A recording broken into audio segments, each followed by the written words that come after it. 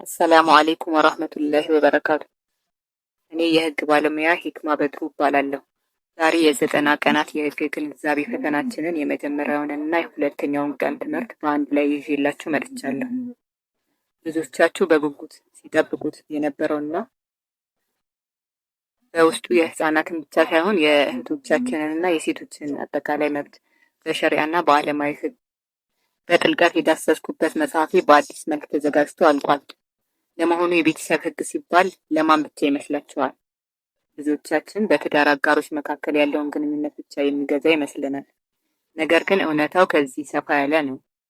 የቤተሰብ ህግ ዋናው ዓላማ ለወላጆች ብቻ ሳይሆን ለህፃናትና ለሴቶችን ጭምር ተገቢውን ጥበቃ መስጠት።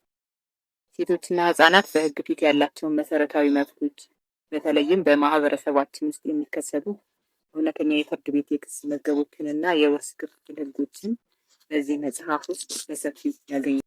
መጽሐፉን ገዝታችሁ ለማንበብና እኔንም በቀጣይ ለምሰራው ስራ ድጋፍ ለማድረግ ከስር ባሉት የባንክ አካውንቶች ክፍያ በመፈጸም ደረሰኙን በቴሌግራም @መቱላህ በድረገኝ ላይ መላክ ትችላላችሁ። እውቀት ለራስዎም ለቤተሰቦም የሚሰጡት ታላቅ ስጦታ ነው። ቻናሉን ሰብስክራይብ በማድረግ በየቀኑ አብራችሁን ተጓዙ።